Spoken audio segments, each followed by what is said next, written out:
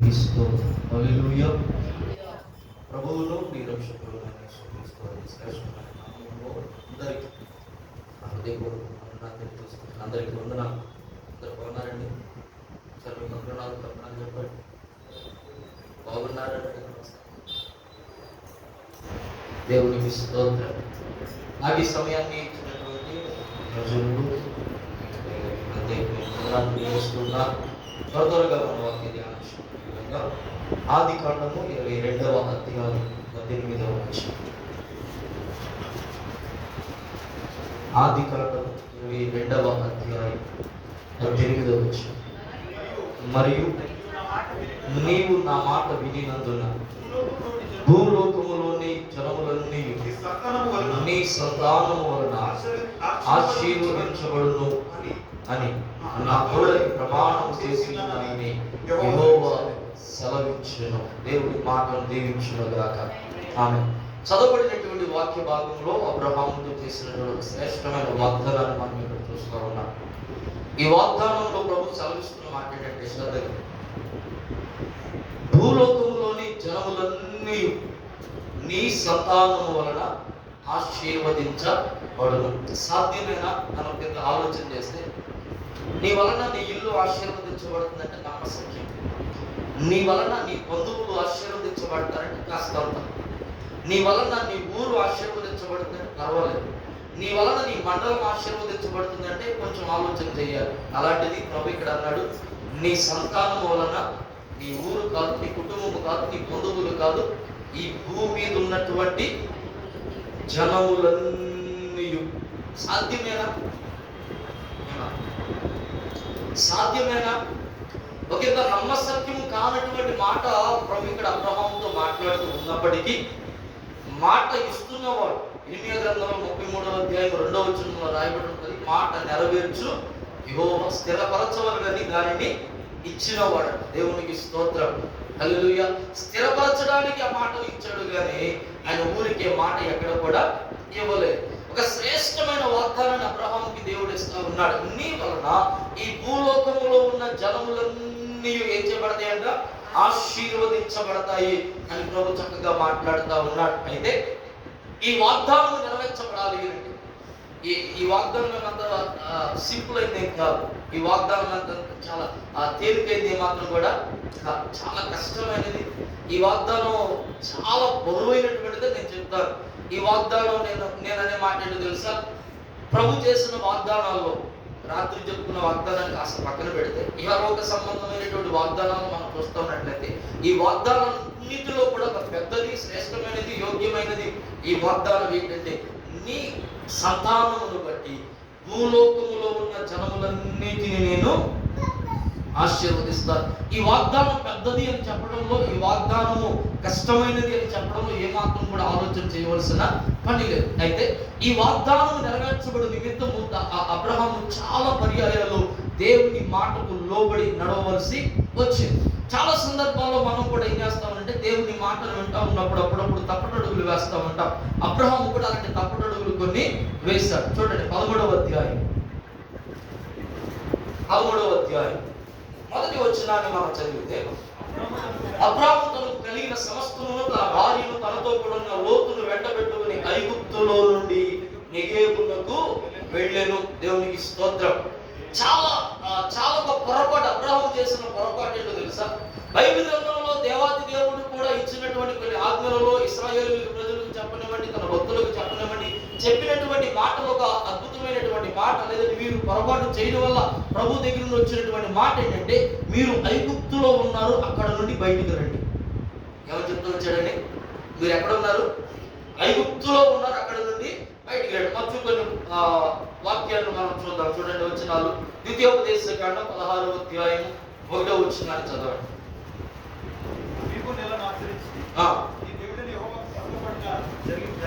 పండగ చేయడానికి ఏదైనా అబీబు నెలలో రాత్రి వేళ నీ దేవుడని యెహోవా ఐగుప్తులో నుండి నిన్ను రప్పించాడు. ఎక్కడంట? ఐగుప్తులో నుండి నిన్ను రప్పించాడు కనుక ఇప్పుడు నువ్వేం చేసుకోవాలంటున్నాడు? మాట్లాడాలి, పండగ చేసుకోవాలి. 3వ వచనం కూడా చదవండి. పస్క పండుగలో పొంగిన దేనినైనా తినకూడదు. నీవు త్వరపడి ఐగుప్తు దేశం నుండి వచ్చింది కదా, నీవు ఐగుప్తు దేశంలో నుండి వచ్చిన దినమును నీ జీవితం అన్నిలో జ్ఞాపకం చేస్తున్నట్లు దేనికంట? ఐగుప్తులో నుండి వచ్చిన దినమును ఏం చేయాలంట? జ్ఞాపకం. అది మర్చిపోకూడదండి. అది ఎప్పటికీ గుర్తుండిపోవాలి అని ప్రభు మాట్లాడతాడు. 6వ వచనం కూడా చదవండి. నీ దేవుడిని యెహోవా తన నామమును స్థాపించుటకై ఏర్పరచుకున్న స్థలంలోని నువ్వు ఐగుప్తులో నుండి బయలుదేరి వచ్చిన వేళను. ఏర్పరచుకున్న స్థలంలోనికి ఎక్కడి నుండి వచ్చామంట మనం? ఐగుప్తులో నుండి. అనగా ఒకనొక సమయంలో ఐగుప్తులో మనం ఉన్నాం. ప్రభు అక్కడ నుండి మనల్ని ఏర్పరచుకుని మనకు శ్రేష్టకరమైన స్థలంలో ఉంచాడు అని మాట్లాడుతూ 17వ అధ్యాయం 16వ వచనం చదవండి.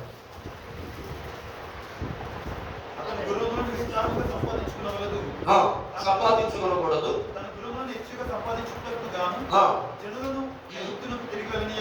ఐగుప్తునకు తిరిగి వెళ్ళనీయకుడి. దేవునికి స్తోత్రం చెప్తారు గట్టిగా. హల్లెలూయా. ఇప్పుడు అబ్రహాముకు ఒక శ్రేష్టమైన వాగ్దానం వచ్చినది. అంత సాదాసీదైన వాగ్దానం ఏమి కాదు, అది సాధారణమైన వాగ్దానం ఏమి కాదు. అతని సంతానం ద్వారా భూలోక వంశములన్నీ, భూలోక జనములన్నీ ఆశీర్వదించబడతాయి అని చెప్తూ, అబ్రహాము ఈ వాగ్దానాన్ని స్వతంత్రించుకునేటువంటి విషయంలో ప్రయాణంలో చేసిన ఒక పొరపాటు ఏంటంటే, అబ్రహాం అంటే అనుకోకుండా ఐగుప్తు దేశంలోకి వెళ్ళాడంటే, పొరపాటున నువ్వు అక్కడ ఉండడానికి వీల్లేదు, మరలా నువ్వు చెప్పండి వెనకకు రావాలి. దేవునికి స్తోత్రం. నువ్వు ఐగుప్తులో నివాసం చేయడానికి వీల్లేదు, ఐగుప్తులో ఉండడానికి వీల్లేదు. ఎందుకు వీల్లేదు అని అంటే, ప్రభు ఐగుప్తులో ఉండకుండా నేను ఏం చేస్తాడు? అక్కడి నుంచి బయటికి తీసుకుని వచ్చాడు. ఇప్పుడు అక్కడ 17-16 అంటున్నాడు, మరలా తిరిగి మీరు అక్కడికి వెళ్ళొద్దు అని చాలా క్లియర్ గా మాట్లాడుతూ ఉన్నాడు. దేవునికి స్తోత్రం. ఎందుకు ఐగుప్తులో ఏముంది? ఎందుకు ప్రభు అక్కడి నుండి పిలిచాడు? ఎందుకు ప్రభు మరలా తిరిగి వెళ్ళొద్దు అని హెచ్చరిస్తూ ఉన్నాడు? దేవునికి స్తోత్రం. ఐగుప్తును కూర్చున్నటువంటి కొన్ని కోణాలను మనం జ్ఞాపకం చేసుకుంటా ఉన్నట్లయితే, ఐగుప్తు పేరులో మాత్రమే కాదు, ఆ ప్రదేశం కూడా చాలా భయంకరమైనటువంటి ప్రదేశంగా లేఖనాల్లో కనబడుతూ ఉంది. శ్రద్ధగా వినండి. అబ్రహాము ఐగుప్తు పొలిమేరలోనికి ఎంటర్ అయినప్పుడు, ఏమండి అసలు అబ్రహాము ఎవరో వస్తున్నారు పొలిమేరలోనికి, ఐగుప్తు దేశంలోకి విచారించడానికి వచ్చినప్పుడు, అబ్రహాముతో పాటు ఉన్నటువంటి తన భార్య అయిన శారను గురించి వివరాలు అడుగుతూ ఉండగా అబ్రహాం ఏం చెప్పాడు తెలుసా? అయ్యా ఎక్కడి నుండి వస్తున్నావు? ఎప్పుడు నది నుండి వస్తున్నాను, దగ్గర నుండి వస్తున్నానంటే. మీ నాన్నగారి పేరేంటి? నేరాగాడు. ఇదే వంశం, ఇదే గోత్రం, ఇదే కులం. ఇలా మాట్లాడుతూ నీ పక్కనున్నా ఎవరేమే అని అడిగితే ఏం చెప్పాలి? లేక చెప్పండి అండి, భార్య అని చెప్పాలి కదా. ఏం చెప్పాడంట? ఇంకొంచెం లోపలికి వెళ్తే ఇస్సాకు కూడా ఐగుప్తులోకి ఎంటర్ అవుతూ ఉన్నప్పుడు ఇస్సాకు కూడా అదే సమస్య ఎదురయ్యింది. అప్పుడు కూడా ఇస్సాకు, బాబు ఎవరు నువ్వు? నీ పేరేంటి? ఇస్సాకు. ఎక్కడి నుండి వస్తున్నావు? అలాంటి దేశం నుండి వస్తున్నాను. నీ నాన్నగారి పేరేంటి? అబ్రాహాము. నీ పక్కన ఉన్నాడు ఎవరు? దేవునికి స్తోత్రం చెప్పాడు. ఇంకొంచెం లోపలికి వెళ్తే ఐగుప్తు ఆ పొలిమేర నుంచి అలా దాటి కొంచెం లోపలికి వెళ్తే, యోసేపు అమ్మబడిన తర్వాత పోతిఫర్ ఇంటిలో ఉంటా ఉన్నాడు. అక్కడ కొన్ని పాపము జరుగుతున్నటువంటి సందర్భంలో ఈమె అప్పటికే చాలా స్క్రిప్ట్ ప్లే చేసేసింది. యోసేపు యొక్క ఒక వస్త్రాన్ని తన దగ్గర ఉంచుకుంది నేరం మోపడానికి. ఈ లోపల ఇంటి పెద్ద యజమానుడు వచ్చాడు. వచ్చి అమ్మ ఏం జరిగింది అని అంటే, ఏం చెప్పిందండి? నాకు అసలు సంబంధమే లేదు. వచ్చాడు, మీద పడ్డాడు, కొరికేసాడు, గిచ్చేసాడు. ఇదిగో నేను కేకలేస్తే పారిపోతా ఉంటే తన వస్త్రాన్ని నా దగ్గర వదిలేసి వెళ్ళిపోయాడు. దేవునికి స్తోత్రం. ఇంకాస్త లోపలికి వెళితే ఇశ్రాయేలులను ఐగుప్తులో నుండి విడిపించడానికి వారి మీదికి తెగుళ్ళు వస్తూ ఉన్నప్పుడు ఇశ్రాయేలీలంతానేమో పచ్చగా కనబడతా ఉంటే ఐగుప్తులంతా కూడా ఎండిపోయినట్టు కనబడతా ఉంటే ఫరో మోషేని పిలిచి అన్నాడంట, మోషే నీ దేవుడిని యెహోవాకు ప్రార్థించి పడుతున్న తెగుళ్లను, ఈ వడగడ్లను, ఈ వర్షాన్ని ఆపమని చెప్పయ్యా. సరే నువ్వు అడిగినట్లుగా నా దేవుడిని నేను ప్రార్థన చేసి ఈ తెగుళ్ళు ఆపుతా, మరి ఇశ్రాయేలీలందరినీ పంపించేస్తానంటే ఏమన్నాడండి? పంపించేస్తాను అని అన్నాడు. ప్రార్థన చేస్తాడు, తగ్గిపోయింది. తెల్లారు వచ్చి పంపించాలంటే నేను పంపించను అని అన్నాడు. దేవునికి స్తోత్రం చేస్తాడు. ఐగుప్తులు ఏం కనబడతావు? మాట్లాడాలి. నోరు తెరిస్తే అబద్ధం. దేవునికి స్తోత్రం చేస్తాడు. హల్లెలూయా. నోరు తెరిస్తే అబద్ధం. ఐగుప్తు అంటే అనుభవం. ఐగుప్తులో నాకు అనుభవం ఏంటంటే, అసలు వాడు నోరు తెరిచారా చెప్పాలి. అబ్రహాము నీ అసలు నేను కూడా అబద్ధాలు ఆడాను. ఇస్సాకు నీతిమంతుడే కదా, ఐగుప్తులకు అడుగు పెట్టడమే వచ్చేసింది తర్వాత. పోతీఫరు భార్య ఏమండి అసలు ఏ మాత్రం కూడా యోసేపు తప్పే ఉందంటారు కదా, చెప్పండి. యోసేపు అంటాడు కదా, ఇంతటి మాట్లాడాలి దుష్కార్యమునకు దేవునికి ఇస్తారు. ఏమని అంతగా తను తాను పాపం నుండి దూరం చేసుకుని బ్రతుకుతుంటే అబద్ధము చెప్పి మరి యోసేపు ఏం చేశారు, చేస్తాను ఇదిగో పంపించేస్తా, తెగుళ్ళు ఆపమని అన్నాడు ఫరో. ఆగిపోయింది. ఇప్పుడు అన్నట్టు నేను పంపించలే, ఇన్నిసార్లు అన్నాడు అలా ఫరో. దేవునికి స్తోత్రం చేయాలి. హల్లెలూయా. ఐగుప్తులో ఉన్న మొట్టమొదటి అనుభవం ఏంటంటే ఆ అనుభవమే అబద్ధమాడే అనుభవం అన్నమాట. అసలు నోరు తెరిచి అది ఎవరి దగ్గరే రావనేవాడు. అందులో సాగుల దగ్గర అవ్వచ్చు, విశ్వాస దగ్గర అవ్వచ్చు, ఎక్కడైనా అవ్వచ్చు. ఐగుప్తులో ఉన్న మొట్టమొదటి అనుభవం, ఐగుప్తులో ఉన్న ఒక కోణం ఏంటంటే అబద్ధములాడేటువంటి. అసలు యథార్థత లేదు వాళ్ళకి, యథార్థత కొంచెం కూడా లేదు, నీతి కొంచెం కూడా లేదన్నమాట. వాళ్ళకి ఏంటంటే వాళ్ళ పబ్బం గడుపుకోవడానికి, వాళ్ళు కావలసింది తెచ్చుకోవడానికి, వాళ్ళు కావలసిన దాన్ని పొందుకోవడానికి వాడు ఎంతకైనా తెగించే రకం. ఈ రాత్రి ప్రభు అంటున్నాడు, అబ్రహాం అంట ఐగుప్తును విడిచి మాట్లాడాలి, బయటకు వచ్చాడు. దేవునికి స్తోత్రం చెప్పండి. ఇస్సాకుతో ప్రభు అన్నాడు, దేవాది దేవుడు ఇస్సాకు, ఐగుప్తుకు నువ్వు మరలా తిరిగి వెళ్ళొద్దు, నేను చూపించు దేశానికి వెళ్ళనంటే ఇస్సాకు అంట ఐగుప్తుకు వెళ్లకుండా ఎవరి గెరాము అనేటువంటి ప్రాంతం ఆగిపోయాడు. దేవునికి స్తోత్రం గడిగి చెప్పాలి. హల్లెలూయా. ఈ రాత్రి ప్రభు మొట్టమొదటిగా మనతో మాట్లాడుచున్నమాట. ఈ ఐగుప్తు అనుభవం మనలో ఉందా? నేను అంటాను, ఈ అనుభవం మనలో ఉంటే ఏ మాత్రం కూడా మనం ఆశీర్వాదానికి యోగ్యులము కాదు. దేవునికి స్తోత్రం. వాగ్దానాన్ని స్వతంత్రించుకోవడానికి యోగ్యులము కాదు. వాగ్దానాన్ని నువ్వు స్వతంత్రించుకోవాలి అంటే ఐగుప్తులో ఉన్న మొట్టమొదటి అనుభవం అబద్ధములాడేటువంటి అనుభవం నుండి నువ్వు బయటికి రావాలి. చూడండి కొన్ని వచనాలు. సామెతల గ్రంథం 12వ అధ్యాయం 22వ వచనం.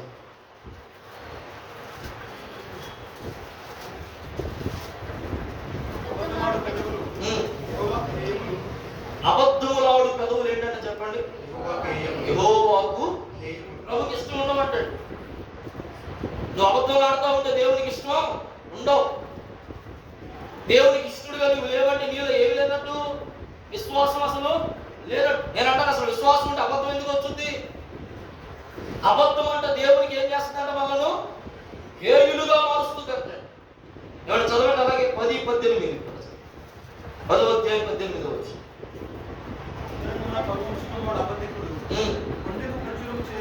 అంతరంగమున పగ ఉంచుకునేవాడు అబద్ధికుడు. పైగా ఎలా ఉంటాడు వీడు? మాట్లాడాలి, నవ్వుతూ ఉంటాడు, నవ్విస్తూ ఉంటాడు, కానీ అంతరంగంలో లోపల ఏముంటుందంట? పగ. ఇంటికి వచ్చి ప్రభు మాట్లాడుతుంటున్నాడు, వాడు అబద్ధికుడు అని అంటున్నాడు.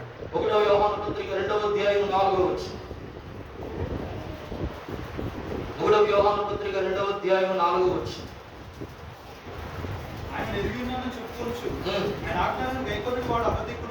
ఆయనను ఎరిగి ఉన్నానని చెప్పుకొనుచు ఆయన ఆజ్ఞలను గైకొనని వాడు అబద్ధికుడు. హలో, ప్రభు తెలుసా? తెలుసండి. యేసును వచ్చినావా? ఉన్నామండి.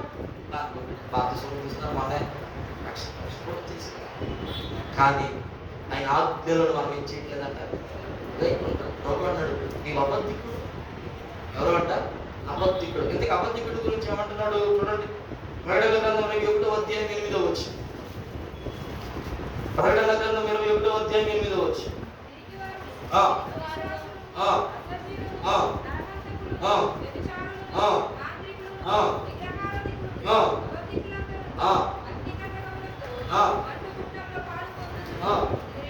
ఇది రెండవ మరణం.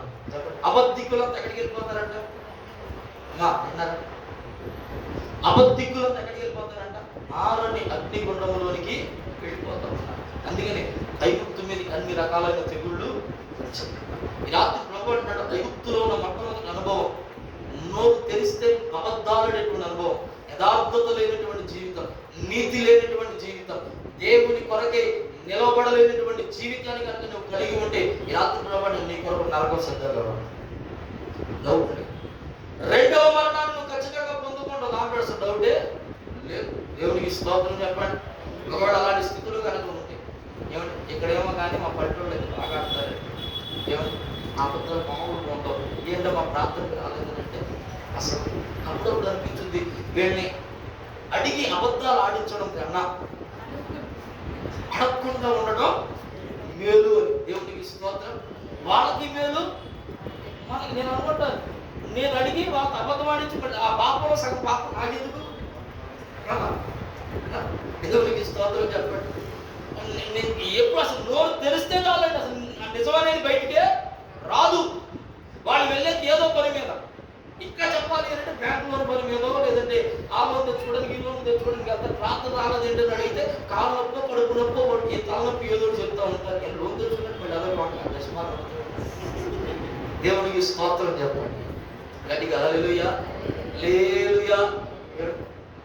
ప్రభు ఈ రాత్రి మనతో మాట్లాడుతున్న మాట, ఇంకా అబద్ధములాడేటువంటి ఐగుప్తు అనుభవంలో ఉంటున్నావా? నాశనము నీ కొరకు సిద్ధంగా, నరకము నీ కొరకు సిద్ధంగా ఉంది. ఈ రాత్రి ప్రభు మనను ధైర్యపరిచేటువంటి ప్రోత్సహించే మాట ఏంటో తెలుసా? ఇదిగో ఐగుప్తు అనుభవంలో నుండి కనుక బయటకు వస్తే నువ్వు ఊహించినటువంటి అద్భుతాలతో ప్రభు మన జీవితాలను నింపుతాడు. నమ్మితే గట్టిగా స్తోత్రం చెప్పండి. హల్లెలూయా. అబ్రహాము ఐగుప్తులో నుండి బయటకు వచ్చాడు. ఇస్సాకు ఐగుప్తులో నుండి బయటకు వచ్చాడు. మొట్టమొదటి అనుభవం ఐగుప్తులో ఉన్న మొట్టమొదటి కోణం ఏంటంటే, వారు నోరు తెరిస్తే అసలు అది ఎక్కడ స్టార్ట్ అయింది? పొలిమేరలో స్టార్ట్ అయిపోయింది. ఎక్కడ? పొలిమేరలోనే. దేవునికి స్తోత్రం చెప్పండి గట్టిగా. హల్లెలూయా. ఇలా పొలిమేరలో నా మాత్రం ఉందంటే లోపలికి వెళ్ళిన తర్వాత ఇంకేం మాత్రం ఉంటుంది ఒకసారి ఆలోచించి. కాబట్టి ప్రభు అంటున్నాడు, దయచేసి ఐగుప్తు అనుభవంలోనికి మీరు వెళ్ళొద్దు. రెండవ అనుభవాన్ని మనం చూద్దాం. ఐగుప్తులో ఉన్న రెండవ అనుభవం ఏంటంటే, తనది కాని దాని కొరకు ప్రాకులాడే అనుభవం అన్నమాట. ఐగుప్తులో ఉన్న రెండవ కోణం ఏంటి? తనది కాని దాని కొరకు చెప్పాలి, పరుగులు పెట్టే అనుభవం, పరుగులు పెట్టే కోణం అన్నమాట. దేవునికి స్తోత్రం చెప్పాలి. ఇప్పుడు అబ్రహాం వచ్చాడు, డీటెయిల్స్ అన్ని అడిగాడు ఫరో. అక్కడ ఉన్న మనుషులు అడిగారు, మరి సైనికులు అనుకోండి, లేదా గేట్ దగ్గర ఉండే గేట్ కీపర్స్ ఎవరో అడిగారు. అడిగి వీళ్ళు ఏం చేశారన్నట్ట, చారాయిని చెల్లి అని అన్నాడు. ఆమె చూస్తేనేమో చాలా అందంగా ఉంది అని చెప్పి ఫరో గారికి ఇన్ఫర్మేషన్ పాస్ చేసి, ఆయన ఎందుకు అంతగా అప్పటికి ఇద్దరు ఉన్నారు. ఎవరు? భార్య. అప్పటికి ఇద్దరు ఉన్నారండి. దేవునికి స్తోత్రం చెప్పాడు. అన్నాడు ఫరో, ఆమె నా దగ్గరికి తీసుకున్నాడు. కానీ దాని కొరకు వెంపర్లాడేవాడు అన్నమాట. దేవునికి స్తోత్రం చెప్పాడు. ఇస్సాకు జీవితంలో కూడా అదే జరుగుతావు. దావీదును మనం చూస్తా ఉన్నాం. ఏమండి, ఎవరు చూడలేదు కదా అని అనుకున్నాడు దావీదు. కేవలం తనకును తన భార్యకు మాత్రమే ఎవరు మాట్లాడారు? వేరేటమ్మా, దేవునికి స్తోత్రం చెప్పాడు. ఇద్దరికే తెలుసు అనుకున్నాడు దావీదు. కానీ వారిద్దరు నుండి ఒక సంతానం వచ్చింది. ఆయన పేరేంటి? సొలొమోను. 1000 మందిని చేసుకుని బట్టపై చేశాడు మొత్తం. దేవునికి స్తోత్రం చెప్పాడు. హల్లెలూయా. ఎంతమంది చేసుకున్నాడు? 1000 మందిని చేసుకున్నాడు. బట్టపై చేశాడు దావీదు పాపాన్ని. అంతకు మించి చెప్పాలంటే భ్రష్టుడైపోయాడు. దేవునికి స్తోత్రం. ఈ మాట చెప్పడం నేను మాత్రం సందేహించాల్సిన అవసరం లేదు. ప్రభు అన్నాడు, మొదట్లో పరిశుద్ధత ఉందండి, మొదట్లో జ్ఞానం ఉందండి, మొదట్లో దేవుని భయం ఉందండి, మొదట్లో దేవుని కృప ఉందండి, మొదట్లో బాగా పాటలు పాడానండి, మొదట్లో బాగా వాక్య అనుభవం ఉన్నానండి, మొదట్లో బాగా ఉజ్జీవింపబడ్డానండి, ఆత్మతో నింపబడ్డానండి, ప్రవచనాలు చూశానండి, కళలు కన్నానండి, భాషలతో మాట్లాడానండి. కానీ పోను ఏమైపోయిందంట? మాట్లాడతాం ఏమండి? కాని వాటి కోసం పరుగులు పెడుతూ, వద్దన్న వాటి కోసం పరుగులు పెడుతూ, దేవునికి హేయమైన వాటి కోసం పరుగులు పెడుతూ ప్రభు కృప కంటే మనం ఏమైపోయా? దూరమైపోయి ఈ సొలొమోను వలె భ్రష్టులమైపోతున్నామని లేఖనాలు మాట్లాడతామని. దేవునికి స్తోత్రం చెప్పండి. ఐగుప్తులో ఉన్న రెండవ కోణం ఏంటంటే, కాని దాని కొరకు పరుగులు పెడతా ఉన్నారు. ప్రభు అన్నాడు, వద్దురా అని అంటున్నాడు. ఏమంటాడండి? వద్దురా. ఓ రోజున ఇశ్రాయేలీయులు ఓడిపోతున్నారు, యుద్ధంలో ఓడిపోతా ఉండి, ఎందుకు ఓడిపోతున్నావు అర్థం కావట్లేదు అని చెప్పి ఒక్కొక్క ఎంక్వైరీ చేయడం. ఏంటి నీ దగ్గర ఉందా? లోపం ఉందో చెప్పు. సజెషన్ మీ దగ్గర లోపం ఉందా? సజెషన్ లేదు నా దగ్గర అన్నాడు. మీ దగ్గర లోపం ఉందా? ఇలా వరుసగా వంతుల వారీగా వాళ్ళు ఏం చేస్తున్నారు? ఓడిపోవడానికి గల కారణాన్ని విచారిస్తూ అందరిని అడుగుతూ ఉంటే చివరికి ఆ వంతు ఎవరి దగ్గరికి వచ్చింది? ఆహారం దగ్గరికి వచ్చింది. ఏడ్రాని పరిస్థితి అది అన్నాడు కదా. నోట్లో మాట బయటికి రావట్లేదు. ఏమైనా డౌట్ వచ్చేసి ఏంట్రా ఏం చేసావు చెప్పు అంటే ఏం లేదు వస్తా కొంత మాగాలని కొంత ఏంటిది తెచ్చుకున్నాను. ఎందుకు? ఆశ. ఏమిటి ఏ ఆశ అంట? రాజు చెప్పుకున్న శరీరాశ, నేత్రాశ. దేవునికి స్తోత్రం చెప్పండి. ఏమైపోయింది? ఒక్క ఆకాను వలన ఇశ్రాయేలీయులందరూ కూడా యుద్ధంలో ఓడిపోయారండి. దేవునికి స్తోత్రం. ఒక మాట చెప్పండి, సంఘములో ఒక్కడు భ్రష్టుడు ఉన్నా సరే, హలో, కుటుంబంలో ఒక్కడు భ్రష్టుడు ఉన్నా సరే, ప్రభు సంస్థలు మాట్లాడి తెలుసు అక్కడ ఆశీర్వాదం కనబడనే కనబడదు. దేవునికి స్తోత్రం చెప్తారు. హల్లెలూయా. ఈ రాత్రి ప్రభు మాట్లాడు, కాని దాని కోసం ఎందుకు పరుగులు పెడుతున్నావు? నువ్వు నీది కాని దాని కోసం ఎందుకు వెంపర్లాడుతున్నావు? నీది కాని దాని కోసం ఎందుకు ప్రయాసపడుతున్నావు? ప్రభు ఇచ్చే వరకు ఓపిక లేదు, ప్రభు ఇచ్చే వరకు ఓర్పు లేదు, ప్రభు ఇచ్చే వరకు విధేయులుగా ఉండటం మర్చిపోయావు. ప్రభు ఇచ్చే వరకు ఆయన పరిశుద్ధమైన రెక్కల క్రింద అన్నికి మనకి ఇగో ఓర్పుతో బలిపీఠమునంతా కనిపెట్టుకుని ఉండేటువంటి కృపకు దూరమైపోతూ ఉన్నారు ఈరోజు. దేవునికి స్తోత్రం. హల్లెలూయా. ప్రభు అంటున్నాడు, ఆయన బలిపీఠమును పట్టుకోండి, ఆయన బలిపీఠమును పట్టుకొని ఆయన కృప కొరకు కనిపెట్టండి. పిచ్చుకలకు బలిపీఠం యొక్క నివాసం ఉంది కదా, మనకు లేదా నివాసం చెప్పండి? కానీ అటు యోగ్యమైనటువంటి శ్రేష్టమైనటువంటి నివాసమును విడిచిపెట్టంట మనం కాని వాటి కొరకు పరుగులు పెట్టి నష్టత్వానికి గురవుతున్నామని రాత్రి ప్రభు మనతో మాట్లాడుతాం. దేవునికి స్తోత్రం. మొదటి అనుభవం ఏంటి? మొదటి కోణం ఏంటి? నోరు తెరిస్తే యథార్థత లేనే లేదు, నీతి లేనే లేదు, మంచి అసలు లేనే లేదు. రెండవ కోణం ఏంటంటే ఐగుప్తులో ఏమండి? కాని దాని కొరకు పురుగులు పెట్టేటువంటి అనుభవం అన్నమాట, ప్రయాసం. దేవునికి స్తోత్రం చెప్తాం గట్టిగా. మూడవ అనుభవాన్ని మనం చూస్తున్నట్లయితే మూర్ఖులు అంటవాడు. చెప్పండి, మూర్ఖత్వం. యెషయా గ్రంథం 19:14 మనం చూడగలిగితే అక్కడ రాయబడతా ఉంది, యెహోవాయే వారి మీద మూర్ఖపు ఆత్మలు కుమ్మరించినని మనం చదువుతాం. యెషయా గ్రంథం 19:14 యెహోవా ఐగుప్తు మీద మూర్ఖత గల ఆత్మను కుమ్మరించున్నాడు. అందరూ చెప్పండి, ఐగుప్తు మీద ఏం కుమ్మరించాడంట? మూర్ఖత గల ఆత్మ. దేవునికి స్తోత్రం. రాజ్యం అంతా పాడైపోయేదాకా అసలు ఇంతేనే కాదు, ఎవరు మాట్లాడారండి? వారు జ్యేష్ఠులందరూ చనిపోయేంత వరకు వింటేనేగా. మూర్ఖత్వం. వినరు వీళ్ళు. వాక్యం చెప్తున్నాం వినరు, ఏమండి సలహా చెప్తున్నాం వినరు, మాట్లాడాలి. నేను పట్టుకున్న పొందేరికి ఎన్ని కాదు? 3 కాదు. కాదు 4 గంట అసలు వీళ్ళు ఎట్లంటారో తెలుసా? వీళ్ళకంట వినబడదంట, కనబడదంట. ఎవరికి మాట్లాడాలి? ఎవరికి? మూర్ఖులకి. వినబడదంట, కనబడదంట. ఒక రోజు నా ఊరిలో మంచి జాతర జరుగుతుంటే ఏనుగును తీసుకొచ్చారంట. జాతరలో చూపించారు జనాలు. ఏనుగును తీసుకొచ్చారు. ఒక 4 పరిస్థితులు గనులు. ఏమంటే ఆ ఏనుగును చూద్దాం బయలుదేరారు. ఎవరు 4 తెలుసా? చెప్పండి. గుడ్డోడు. ఎవరు 4? గుడ్డోడు. దేవునికి స్తోత్రం. వీళ్ళు అంతా ఎట్టమే. ఏనుగు అట్ట ఉంది, ఏనుగు ఇట్ట ఉంది. కాదు వీళ్ళకున్న ఆలోచన ఏంటంటే వీళ్ళందరూ అబద్ధాలు చెప్తున్నారు. మనం చూసి ఎట్లా చూద్దాం? కడిగి లేదంటే తాకి సరే 4 ఎట్లా పడ్డ తిన్నానికి చెప్తున్నారు. ఏనుగు ఎక్కడ ఉందో కనుక్కున్నారు. ఈ ఏనుగు ఎక్కడ ఉందో కనుక్కుని ఆ చేను పట్టుకున్న చేతులు విడిచిపెట్టేశారు. అంటే ఒకడేమో కాళ్ళ దగ్గరికి వెళ్ళాడు, ఒకడేమో కాళ్ళ దగ్గరికి వెళ్ళాడు, ఒకడే తొండ దగ్గరికి వెళ్ళాడు, తొండం దగ్గరికి వెళ్ళాడు, ఒకడేమో చెవి దగ్గరికి వెళ్ళాడు. దేవునికి స్తోత్రం చెప్పాడు. ఆ వెనకాల పోగొట్టుకున్నాడు అక్కడ. ఏనుగంటే ఏం లేదు, మన ఇంట్లో చూసుకుంటాం చూసారా, అది చీపిరి అన్నాడు. దేవునికి స్తోత్రం. ముందు తొండ పట్టుకున్నాడు అన్నారంటే అదే చీపిరి కాదు, అది ఏనుగంటే ఏంటో తెలుసా? నువ్వు చెప్పింది అబద్ధం. ఏనుగంటే అదొక అరటి బొంద. తెలుసు కదా, అరటి బొంద, అరటి బొంద అన్నాడు. ఈ చెబట్టుకున్నాడంట, అది చీపిరి కాదు, అరటి బొంద కాదు, అది చాట అన్నాడంట. దేవునికి స్తోత్రం. గట్టిగా హల్లెలూయా చెప్తావా? వీళ్ళెందరూ ఒకవేళ ఎవరైనా చెప్పినా చాలు చెప్పచ్చు. నాకంటే ఎక్కువ తెలుసు, నాకన్నా ఎక్కువ తెలుసు. దేవునికి స్తోత్రం. అలాగే వెళ్ళాడు. ఎవరు? నాకన్నా ఎక్కువ తెలుసు. బిలాము గాడిదతో మాట్లాడించు. దేవునికి స్తోత్రం. హల్లెలూయా. నువ్వు మాట అనకపోతే దేవుడు ఎవరితో మాట్లాడించాలో వారితోనే మాట్లాడిస్తాడు. ఓ సోమరి, క్షేమం యొద్దకు వెళ్ళి అన్నాడు. అంటే ఎవరితో మాట్లాడేస్తున్నారు? చీమలతో మాట్లాడేస్తున్నారు. ఏమండి? ప్రభు చిత్తం అండి. నువ్వు మాట వినకుండా నీ ఇష్టం వచ్చినట్లుగా నీ విచ్చలవిడి దారిలో నువ్వు తిరుగుతూ ఉంటే ఏదో ఒక రోజున దేని ఒక దాంతో మాట్లాడేలా ప్రభువు ఖచ్చితంగా చేస్తాడు. ఆ రోజు గాడిదతో మాట్లాడించబడ్డాయండి. దేవునికి స్తోత్రం. గాడిదతో మాట్లాడించబడ్డాయి, చీమలతో మాట్లాడించబడ్డాయండి.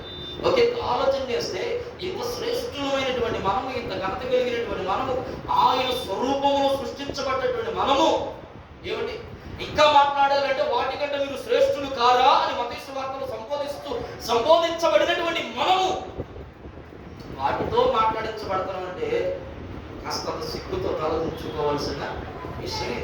దేవునికి స్తోత్రం చెప్తారు గట్టిగా హల్లెలూయా. కాని దాని కొరకు వెంపర్లాడుతున్నామేమో. మూడో మాటగా మూర్ఖము వలె, మూర్ఖతరము వలె.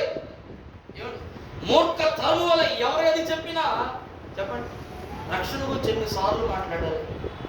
పొందుకుంటున్నారా? మారు మనసుల గురించి ఎన్నిసార్లు మాట్లాడాలి? బాప్తిస్మముల గురించి ఎన్నిసార్లు మాట్లాడాలి? పరలోకముల గురించి ఎన్నిసార్లు మాట్లాడాలి? దేవునికి స్తోత్రం చెప్పండి.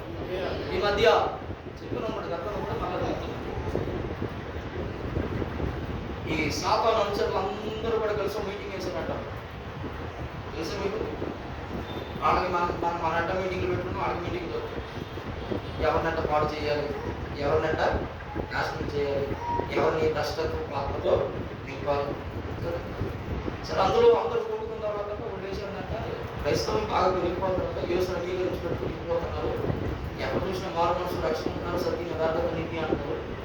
సరే బయట ఎలాగా అర్థం కావట్లేదు అని చెప్పి మీటింగ్ పెట్టుకున్నట్ట. మేము ఈ సలహాలు సూచనలు చెప్పండి అని చెప్పి అక్కడ కన్వీనర్ అడిగితే వాడు వేసుకున్నాడు. ఎంత కాదు పరలోకం లేదని చెప్పాము, అసలు పరలోకం లేదని చెప్పి వాళ్ళకి అసలు విశ్వాసానికి నిరీక్షణ అదే కదా, అది లేదని చెప్పి వాళ్ళ విశ్వాసం నిరీక్షణ చచ్చిపోతా అక్కడ అంటే అసలు పరలోకం లేదని అట్లా చెప్పారు. మనం పోయిపడింది కూడా అక్కడి నుంచే కదా, ఎక్కడి నుంచి? అక్కడి నుంచే కదా. పరలోకం లేదని అంటే చెప్పారు. అసలు ఈ మధ్య శాస్త్రవేత్తలు కూడా లేదు ముందు చెప్పి కానీ చెప్తున్నారు ఇది కుదరదు అని ఇంకొకటి వేసాడు. అసలు నరకం లేదని చెప్తాం, నరకం లేదంటే అప్పుడు అందరూ ఎక్కడికి వెళ్తారు? ఆప్షన్ అదే కదా ఇక్కడ అని అంటే అదే అసలు మన కొరకు సిద్ధపరచబడిందే అది కదా. ఎక్కువ మనం అక్కడికి అని అంటే వీళ్ళు ముసలి తీయమంటారు లేచి అన్నట్ట. ఇదిగో పరలోకం ఉందని కాదు, లేదు అని కాదు, నరకం ఉంది అని కాదు, లేదు అని కాదు. అది పరలోకం ఉందని చెప్తాం, నరకం ఉందని చెప్తాం, యేసు ఉన్నాడని చెప్తాం, ఆయనే నిజమైన రక్షకుడు అని చెప్తాం, మనమే చెప్తాం. దేవునికి స్తోత్రం చెప్పండి. ఆయన చెప్పేది మనమే చెప్తాం. అయితే యేసు నమ్ముకోవడానికి అప్పుడే ఇంకా టైం రాలేదని చెప్తామన్నా. దేవునికి స్తోత్రం అంటే అర్థం మనమైనా యేసు నమ్ముకోవడానికి అప్పుడే ఇంకా రక్షణ పొందుకోవడానికి అప్పుడే టైం ఇంకా కాలేదు. దేవునికి స్తోత్రం చెప్పండి. ఈ రోజున చాలా మందిలో ఉన్నటువంటి అప్పో ఏంటో తెలుసా? చూద్దాంలే, చేద్దాంలే, టైం ఉందిగా, మూర్ఖతరం వారు అని అంటున్నాడు ప్రభు. దేవునికి స్తోత్రం. ఎన్నిసార్లు చెప్పాలి మీకు? ఎన్నిసార్లు బోధించాలి? మారు మనసుల గురించి ఎన్నిసార్లు వింటారు? రక్షణ గురించి ఎన్నిసార్లు వింటారు? ఇక్కడ బోధన విని, టీవీలో బోధన విని, అక్కడ మీటింగ్ పెడితే అక్కడ విని, ఇంకో చోట మీటింగ్ పెడితే ఇంకో చోట విని, ఇంకొకసారి మనమే బోధించి మార్పు లేకపోతే ప్రభు అన్నాడు మూర్ఖతరం వారులారా. దేవునికి స్తోత్రం. ఒక తెగులు వచ్చినప్పుడైనా మారాలిగా వాడు. ఎవరు? ఒక తెగులు వచ్చినప్పుడు మారాలిగా. కాదు తగ్గించమన్నాడు, పంపిస్తాను అన్నాడు, కలర్ వేసినాక మళ్ళీ పంపిన అన్నాడు. ఇప్పుడు ఎన్నోది వచ్చింది? రెండోది వచ్చింది. తగ్గించమన్నాడు, పంపిస్తాను అన్నాడు, తగ్గించినాక మళ్ళీ కాదు కుదరదని అన్నాడు. అలా 10 తెగుళ్ళు. దేవునికి స్తోత్రం చెప్పాడు. ఎందుకంత ఇది అంత నాశనం అయిపోయేదాకా ఎందుకంట? ఎందుకో తెలుసా? ప్రభు అంటున్నాడు వారు మూర్ఖులు అని మాట్లాడుతున్నాడు. దేవునికి స్తోత్రం. ఐగుప్తులో ఉన్న 3వ కోణం ఏంటి తెలుసా? వారు మూర్ఖతరపు వారంట. దేవునికి స్తోత్రం చెప్పండి. మర్చిపోయిన మాటలు చూద్దాం. సామెతల గ్రంథం 19వ అధ్యాయం 2వ వచనం. త్వరగా చదవండి, ముగించు.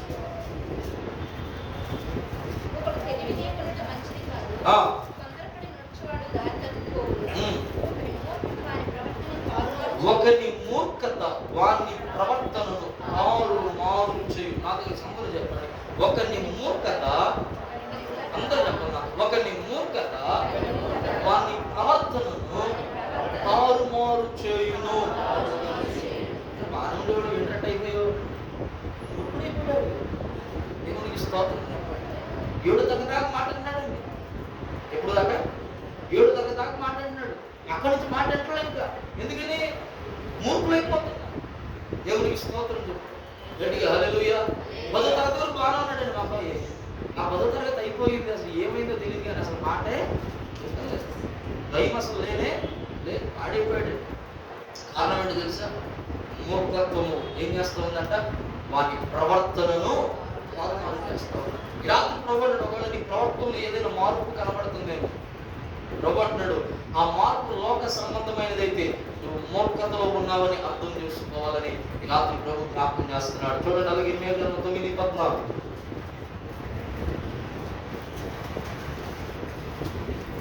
ఇర్మియా గ్రంథం 9:14.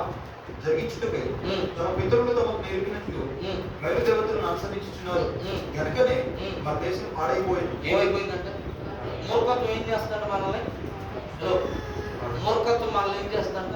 ఓడి చేస్తుంది, మన పనికి రాకుండా తీసేస్తుంది, మన ఆశీర్వాదాన్ని దొంగిలించేస్తుంది, అసలు ఆశీర్వాదానికి వారసులు కాకుండా చేస్తుంది. ఒకవేళ ఇలాంటి అనుభవం ఎవరైనా ఉంటే కనుక ఈ రాత్రి ప్రభావాడు ఈ మూర్ఖత్వమును విడిచిపెట్టి దేవుని వైపుకి తిరగండి. చదువుతారు ఇంకా మత్తయి సువార్త 17వ అధ్యాయం 17వ వచనం.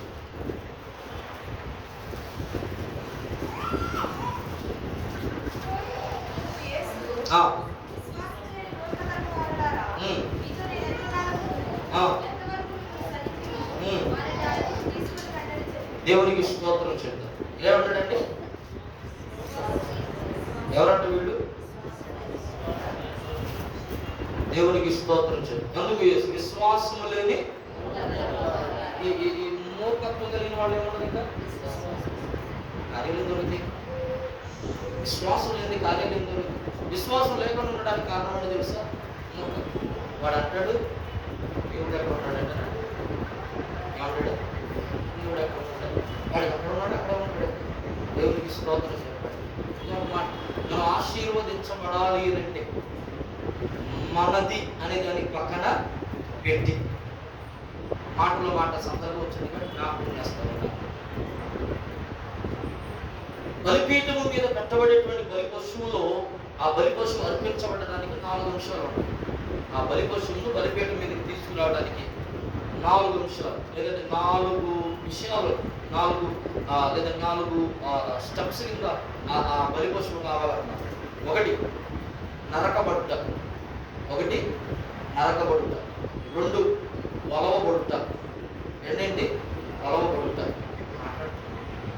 3 వేరు చేయబడుట.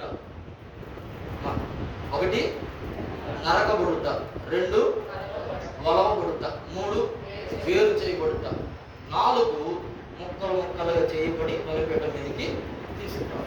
ఈ 4 జరిగితేనే ఆ బలి పశువు బలికి యోగ్యమే. దేవునికి స్తోత్రం. ఈ 4 జరగకుండా బలి పశువుని బలిపీఠం తెచ్చి బలిపీఠం మీద పెట్టి ఎంత ప్రార్థన చేసి నాడు పొద్దున్న సాయంత్రం కొట్టుకున్న చూసే 400 మంది 4,000 మంది పడి చేసి అక్కడ ఏం జరగలేదు. దేవునికి స్తోత్రం చెప్పండి. అందుకని ఏలియా రాగానే అంటున్నాడు, వాళ్ళ ఛాన్స్ అయిపోయింది. వాళ్ళంట చాలా శరీరాలు కూడా బాధ పెట్టుకుని రక్తాలను చిందించి కన్నీరు కార్చి కేకలు వేసి సాయంత్రానికి వారు అలసట చెంది ఏమండి వారు మోక్షగిలిన వారు పడిపోయి మా వల్ల కాదు. కానీ ఏలియా చెప్తే ఏలియా ఏం చేశాడంట? మొట్టమొదటిగా చేసిన పని తెలుసా? ప్రజలను పిలిపించి బలిపీఠమును సరిచేయించాడు. దేవునికి స్తోత్రం చెప్పండి. ఏం సరిచేయించాడంట? బలిపీఠాన్ని సరిచేయించాడంట. రెండవదిగా చేసిందంటే తెలుసా? బలి పశువును బలి క్రమానికి ఏర్పరచబడవలసినటువంటి రీతిగా ఏర్పాటు చేశాడు. అదే తర్వాత మీరు చదవండి. ఈ 4 అంశాలు ఉన్నాయి. 4 అంశాలు మొత్తం నరకబడు. ఏం నరకబడాలి చెప్పండి? ఏం నరకబడాలి? తల నరకబడాలి. బలి పశువు తలతో పాటు బలిపీఠం మీద వెళ్ళడానికి వీలు లేదు, తల నరకబడాలి. దీని అర్థం ఏంటో తెలుసా? ఇది బలి చేయడానికి వీలు లేదు. యెషయా గ్రంథం 4వ అధ్యాయంలో అనుకుంటాను మాట్లాడుతూ అంటే చదవనవసరం లేదు కానీ, ఇదిగో ఆ మహాదూతలు ఆ ధవళవర్ణ సింహాసనాసీనుడైన వారి పైగా ఎగురుచు 6 రెక్కలు కలిగి 2 రెక్కలతో ముఖమును కప్పుకుంటూ 2 రెక్కలతో కాళ్ళను కప్పుకుంటూ 2 రెక్కలతో పైకి ఎగురుతున్నాయి అని మాట్లాడతాడు. అక్కడ 2 రెక్కలతో ఏం చేస్తాయంటే ముఖాన్ని కప్పుకుంటే అర్థం ఏంటో తెలుసా? మా ముఖము కనబడటానికి వీలు లేదు. మరి ఎవరి ముఖం కనబడాలి? మన తల నరకబడాలి. మరి ఎవరి తల ఉన్నారు అక్కడ? మాట్లాడాలమ్మా, దేవునికి స్తోత్రం చెప్తారా? మన జ్ఞానం పనిచేయడానికి వీలు లేదు. ఏమంటే ఇక్కడ డిస్టర్స్ కూర్చుంటది అనమాట ఈ మూర్ఖత్వం అంతా కూడా. ఇది అంటది నాకు తెలిసినంత ఈ భూమి మీద ఎప్పటికీ మాట్లాడాలి. దేవునికి స్తోత్రం. అలాంటి ఎవరన్నారు ఈ రాత్రి ప్రభు అంటాడు అలాంటి ఆలోచన ఇది ఐగుప్తులకు సంబంధించిన ఆలోచన. అంతా నాకే తెలుసు అనేటువంటి ఆలోచన. ఎక్కడ ఆలోచన అంట? ఐగుప్తులకు తెలిసినటువంటి ఆలోచన. దేవునికి స్తోత్రం చెప్తాం గట్టిగా. హల్లెలూయా. లోకాసు సువార్త 9:41 కూడా చూడండి. ఆఖరి ఇంకో మాట చెప్తున్నాను.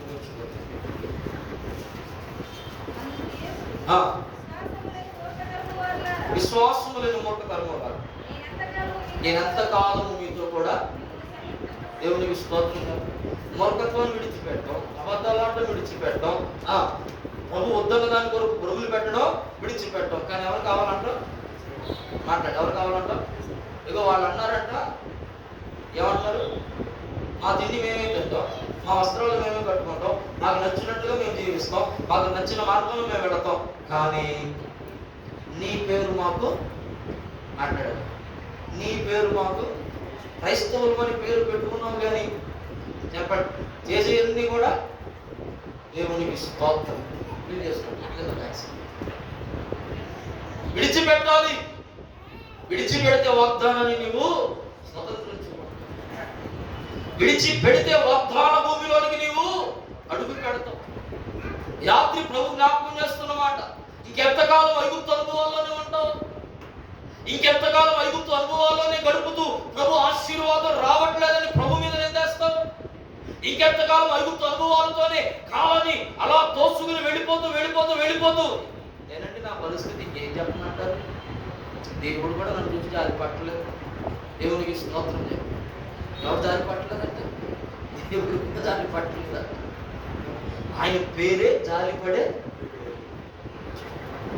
అంత పెద్ద పేరు కలిగిన ఆయన జారి పడట్లేదు అంటే ఎప్పుడైనా వింటారా? దేవునికి స్తోత్రం చెప్పు. చాలాసార్లు నిందలు దేవునికి చేసేస్తాం కానండి మనలో ఉన్నది మాత్రం మనం ఖచ్చితంగా ఒప్పుకోము. దేవునికి స్తోత్రం. అవునండి, ఇది నాలో ఉంది, అందుకే నేను ఈ ఆశీర్వాదాన్ని పొందుకోలేకపోతున్నానని మాత్రం అనరు. నిండా ఎవరి మీదకి వెళ్ళిపోతే మాట్లాడాలి. మన ఆవిడ మాస్టర్ గారి సరిగ్గా ప్రార్థన చేయట్లేదండి. మాస్టర్ గారికి సరిగ్గా ప్రార్థన చేయట్లేదు. ఏమైందమ్మా? ఏమవుతుంది? 2 వారాల క్రితం చెప్పిన జరవని తగ్గలేదు. మీ సరిగ్గా ప్రార్థన చేయి. ఏమన్నా లేదు చెప్పండి. ఏమనంటేనేమో చదువు తెచ్చి వచ్చేసి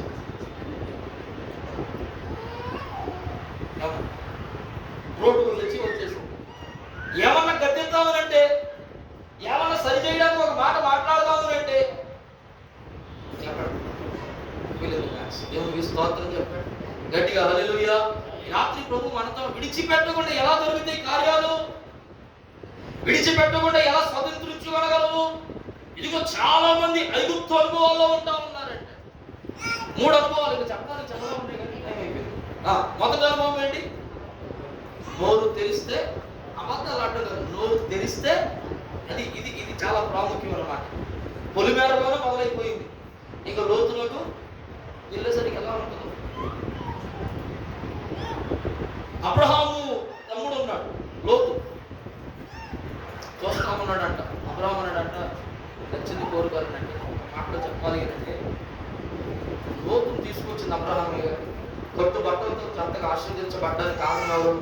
అబ్రహామే కదా. లోతు గొర్రెలకు అక్కడానికి కారణం ఎవరు? అబ్రహామే కదా. లోతుకి ఆశీర్వాదం రావడానికి కారణం ఎవరు? అబ్రహాం కదా. లోతుకి పెళ్లి చేసింది ఎవరు? అబ్రహామే కదా. అన్ని ఖర్చులు చూసుకునేది ఎవరు? అబ్రహాం కదా. మరి ఇప్పుడు నచ్చిందాన్ని అల్లంటే కాదని నీకేం నచ్చుతారు నువ్వు తీసుకున్న తర్వాత నేను తీసుకుంటాను అనాలిగా. ప్రస్తుతం ఏం చేస్తాం? పరిగెత్తేసాడు అంతే ముందే. దేవునికి స్తోత్రం చెప్పాలి. అదనే విన్నాడు. నా బాగోగులని నువ్వే చూసావు, పెళ్లి చేసావు, ఆస్తి నుంచో పశువుల కాపుల నుంచో నేను ఈ రోజులు ఉన్నట్టు అది కేవలం నీ దయ్యా. ఇవో ముందు నువ్వు తీసుకుని నువ్వు ఎట్టెళ్తే అట్టెళ్ళు, నేను నీకు ఆపోజిట్లో చెప్పాలిగా మాట్లాడుతున్నా. దేవునికి స్తోత్రం. ప్రభు ఎంతకాలం పోషించినాడు, ముందుకు పోషించడా? ఏదో చిన్న సమస్య వచ్చింది, అబ్రహాం కాకుండా లోతు కాకుండా సమస్య వచ్చినట్టుగా దేవునికి నీకు మధ్య ఏదో సమస్య వచ్చింది. ఆ సమస్య కూడా అపవాది వచ్చి పచ్చలు పెట్టలేదు అక్కడ మట్టేది ఆయన ఏ వెళ్ళిపోయాడు. ఇక దాన్ని అట్టుకుని ఏంటి ప్రభు నన్ను ఇలా హింసిస్తాను, చిత్రిస్తాను, ఇన్ని మాట్లాడతామండి. దేవునికి స్తోత్రం చెప్పాలి గట్టిగా హల్లెలూయా. మన ఆవిడ ప్రార్థన చేస్తుంది, ప్రభు నువ్వు ఇంత పక్షపాతం అనుకోలేదే. ఏం కాదంతా ఆయన పక్షపాతం ఏంటి అసలు? వేడుకున్న వారికి కావలసినంత కృప కుమ్మరించేవాడు కదా ఆయన పక్షపాతం ఏంటి? విడిచిపెట్టాలి అని ప్రభు ఈ రాత్రి మనతో మాట్లాడుతుంది. రెండో మాట ఏంటి? కాని దాని కొరకు పరుగులు పెడతా ఉన్నా. ఇదిగో పిల్లలు పరిగెత్తాడు, యహాజీ పరిగెత్తాడు, ఇలా చూసుకున్నట్టు ఆగాలు పరిగెత్తాడు. ఇలా చాలా మంది భక్తులు కాని దాని కొరకు పరుగులు పెట్టి వెప్పర్లాడి లేనిపోని అనర్థాలకు ఇది ఎక్కడ అనుభవం అంట? ఐగుప్తులోని మనకి ఇశ్రాయేలీయుల అనుభవం కాదు. దేవునికి స్తోత్రం చెప్పాడు. ఇది ఇశ్రాయేలీయుల అనుభవము కాదు. ఆ ఐగుప్తులోనికి అడుగు పెట్టడమే ఆలస్యం. ఇంత పరిశుద్ధంగా కూర్చున్న మందిరంలో కూర్చున్న మనం ఒకసారి మందిరం బయటకు అడుగు పెట్టిన తర్వాత ఈ రాత్రి చెప్పబడిన వాక్యాన్ని ఒకసారి ఆలోచించుకుంటూ అడుగులు బయటికి దేవునికి స్తోత్రం. అలా అడుగు పెట్టే నేను ఐగుప్తు అనుభవాలు వచ్చేది అన్నమాట. ఇక దెయ్యం ఆవరించినట్టే, ఏమి లేదు. దేవునికి స్తోత్రం హల్లెలూయా. రాత్రి ప్రభు అంటాడు, నువ్వు ఎక్కడున్నా సరే, ఎక్కడున్నా బయట ఉన్నా ఎక్కడున్నా సరే ఐగుప్తు అనుభవాలు మనలో పని చేయడానికి వీలు లేదు. నన్ను గట్టిగా స్తోత్రం చెప్పాడు. మూడో అనుభవం ఏంటి? మూర్ఖపనం అన్నమాట. నాకు తెలిసింది ఇంకా కరెక్ట్, ఇది ఎవరో కరెక్ట్ గా ఇదిగో ఉన్నారు చూసారా, తామే నీతిమంతులు అని చెప్పుకుంటారంట. ఎవరు? శాస్త్రులు, పరిసయ్యులు. దేవునికి స్తోత్రం. మా దేశం 5వ అధ్యాయం తామే నీతిమంతులు అని చెప్పుకుంటారంట. మిగతా వాళ్ళందరూ కూడా ఆ సుంకరు చూసి అంటున్నట్టు చూసారా, ఈ సుంకరు వలె కూడా నేను ఉండలేదు, ఎంత గొప్పడు ఉంది. ఏమండి? దేవునికి స్తోత్రం చెప్పాడు. మన ఆవిడ ఏంటి భాషగా తెల్లబాట్లు వేసుకుంటారా తెల్లబాట్లు నల్లారాధానికి ప్రాముఖ్యమైన కార్యక్రమం జనరల్గా. కానీ ఈ మధ్య రంగుబట్టలు కనబడుతుంది, తెల్లబట్టలు వేసుకోవట్లేదు. నేను అన్నప్పుడు ఏం తెల్లబట్ట వేసుకున్న ఉపయోగం ఉందమ్మా? ఒక తీస్తే దేవునికి స్తోత్రం. హల్లెలూయా. పరిశుద్ధత కనబడాల్సింది పైన కాదండి, ఎక్కడంట? లోపల కనబడాలి. దేవునికి స్తోత్రం. నేనంట లోపల పరిశుద్ధత ఉంటే ఆటోమేటిక్ అది బయటికి రిఫ్లెక్ట్ అవుతుంది. దేవునికి స్తోత్రం చెప్పండి. హల్లెలూయా. నాకు 3 విషయాలు చెప్పడానికి ఉన్నాయి కానీ ప్రభు చెప్తే కానీ మాట్లాడుకుందా మనం విడిచి మీ పక్కన ఒకసారి మాటలు చెప్పండి. విడిచి ఐగుప్తు అనుభవాలు విడిచిపెట్టాలి, అబద్ధం ఆడటం విడిచిపెట్టాలి, కానీ దాని కొరకు పరుగులు ఎత్తడం విడిచిపెట్టాలి, మూర్ఖత్వాన్ని విడిచిపెట్టాలి. నిత్యముగా దేవుడు మనలందరినీ ఆశీర్వదించునుగా. మీ పక్కన చెప్పండి, దేవుడు నిన్ను నిత్యముగా ఆశీర్వదించునుగా. ఆమేన్. హల్లెలూయా. ఏమన్నా ఉపయోగపడుతుంటారా? లేకపోతే బయటికి వెళ్ళగానే వాక్యానుసారంగా మనం నడిస్తే ఉపయోగపడతాడు కదా. ఆయన మనను పర్వతాలను మాట్లాడారు. పర్వతాలను ద్వితీయోపదేశకాండం 32వ అధ్యాయం 46, 47 వచనాలంటుంది. ఈ మాటలు నిరర్ధకము, ఇవి జీవము కలిగిన మాటలే అని అంటాడు. దేవునికి స్తోత్రం. హల్లెలూయా. ఈ మాటలు మీకు జీవమే అని అంటాడు. ఆ జీవము కలిగిన మాటలను మోసుకొని ప్రభు యొక్క ఉన్నతమైన ప్రభువు పాత్రలు మోదును. దేవుడి మాటలను దీవించి ఆశీర్వదించునుగాక. ఆమేన్. నలవచ్చు ప్రార్థన చేస్తున్నాం.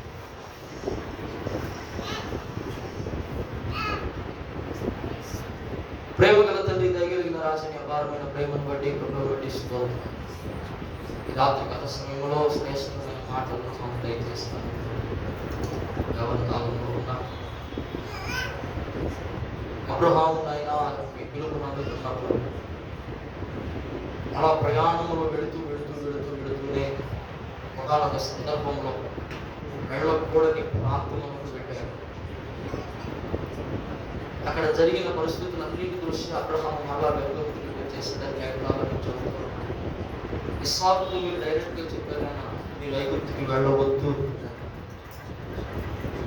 ఎందుకంటే ఐగుప్తు అది యథార్థత లేనిది అని, అది అబద్ధములు ఆడేటువంటి అనుభవం కలిగినదని, కాని దాని వరకు వెంపర్లాడేటువంటి అనుభవం కలిగినదని, అది మూర్ఖపు అనుభవం కలిగినదని, అది దుష్టత్వముతో నింపబడినదని, అది అణిచివేత అనబడినటువంటి ఒక దుర్లక్షణముతో నింపబడినదని, ఇలాంటి ఎన్నో విషయాలు నాకు బైబిల్ గ్రంథంలో రాసి.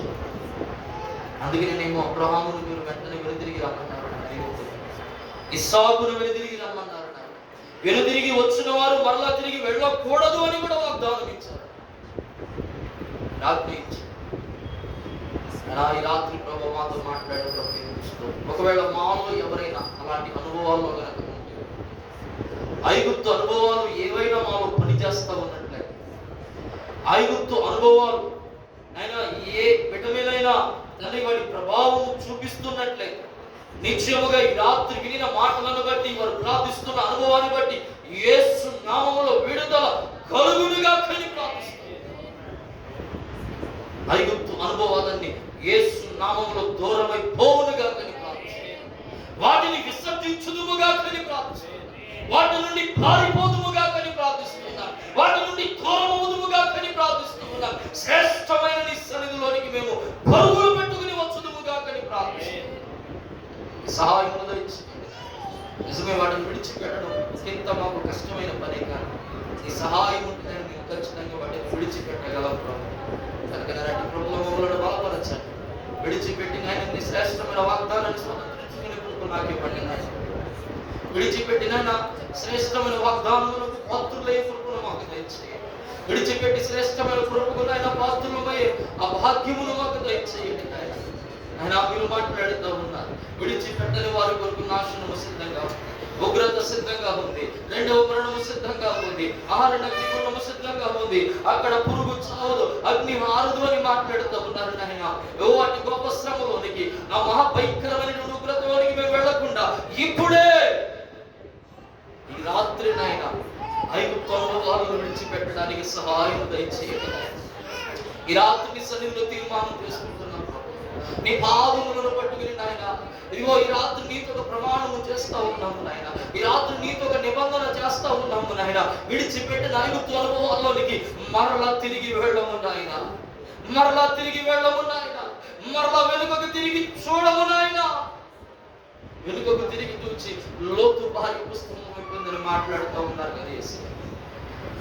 ఈ రాత్రి మీరు నాతో మాట్లాడినందుకే అబద్ధములాడే అనుభవంలో ఉన్నారు. నా మనస్సును, అనుభవాన్ని, ఆ స్థితిని మానండి దూరం చేయండి. కానీ దాని కొరకు పరుగులు పెడుతూ, ఓర్పు లేక, ఓపిక లేక, ప్రభు ఇచ్చేంత వరకు ఆగలేక, వ్యర్థమైన వాటి వరకు పరుగులు పెడుతూ జీవితాన్ని పాడు చేసుకుంటూ ఉన్నామా? నా స్థితిని మానండి దూరం చేయండి. మూర్ఖపు ఆత్మ కలిగిన వాడు ఉన్నది. దేవుని వాక్యాన్ని అనుసరించలేక, దేవుని వాక్యానికి లోపడక, గద్దింపులకు లోపడక, హెచ్చరికకు లోపడక, మారు మనసుని మాటను చేర్చుకొనక, రక్షణలోనికి రాలేక, ఎన్నిసార్లు బోధించబడిన మా స్థితిని మార్చుకోలేక ఉన్నామేమో నాయన.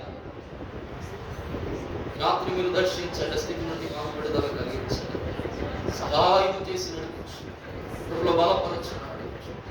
నా చేత వీళ్ళందరూ కూడా మీరు దీవించి ఆశీర్వదించండి. ఆరాధన నుంచి కూడా క్రమముగా ఆశీర్వాదకరంగా, దీవెనకరంగా మార్చి మీరు జరిగించుకున్నారు. మేలైన వర్తమానం ఉండడానికి సహాయం చేయండి. యేసు నామమున మిక్కిలి వినయంతో వేడుకొనుచున్నాము తండ్రి. ఆమేన్, ఆమేన్.